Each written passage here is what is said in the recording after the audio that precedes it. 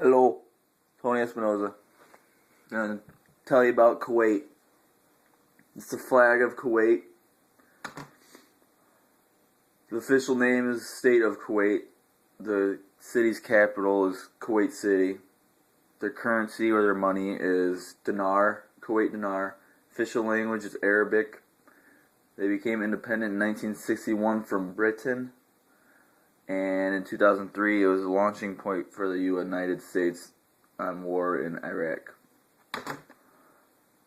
The total area is 17,820 square kilometers. It's located in the Middle East, Iran, Iraq, and Saudi Arabia. Border Kuwait. Kuwait's right there.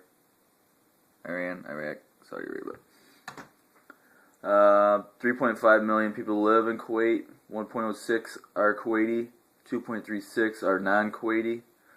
The annual growth rate is 3.54. The infant mortality is 8.9 deaths per 1,000 live births. Life expectancy is 76 for males and 79 for females. Here's a model.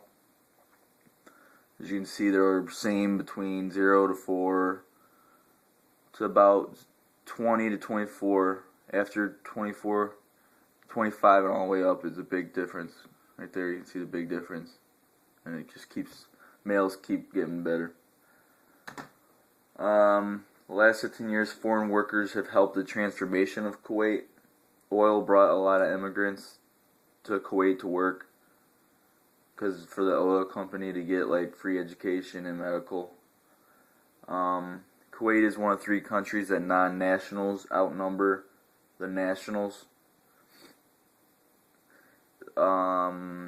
They gave them chances to leave Kuwait by offering them free to get out of the state for free, so they'd let them go and not charge them and put them in jail for it.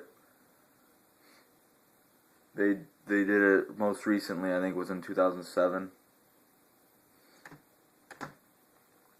There's 45% Kuwait ethnicities, 9% South Asian, 4% Iranian. Other Arabic was 35% and other was 7%. The religion is 70% Sunni and 30% Shiite. The language, Gulf Arabic, is the most common, but English is the second, not far behind it.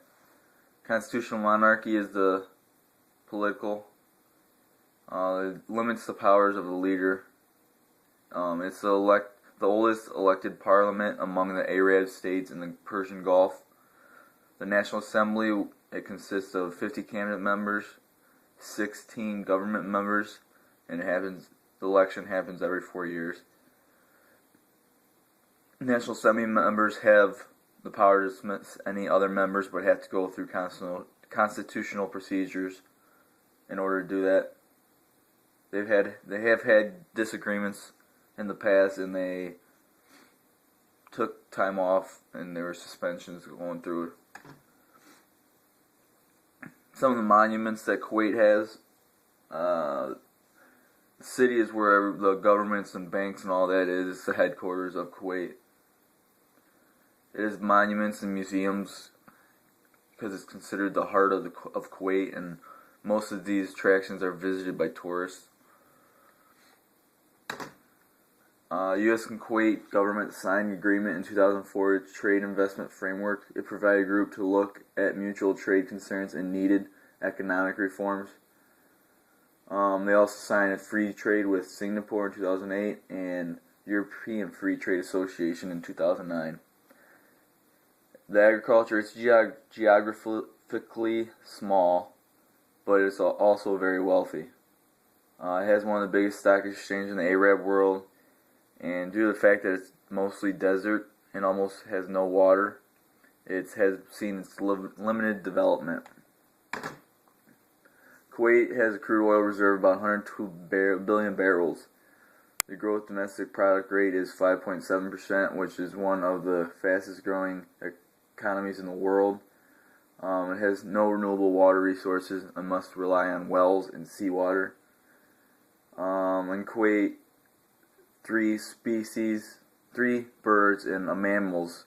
One of Kuwait's mammal species and 3 birds were endangered, and the Saudi gazelle became extinct in the world. Constitution reads much like the United States of America's: the freedom of speech, freedom of thought, freedom of religion. Women are not allowed to run for office and walk down the street without having to cover themselves. But many elders feel like the change is bad, but the younger generations disagree. And with the younger generation benefiting from the free education, they are growing to take over the country and make changes for the better in Kuwait, and without any elders having much say. And that was Kuwait. Thank you for paying attention. I'm Tony Espinoza. Bye.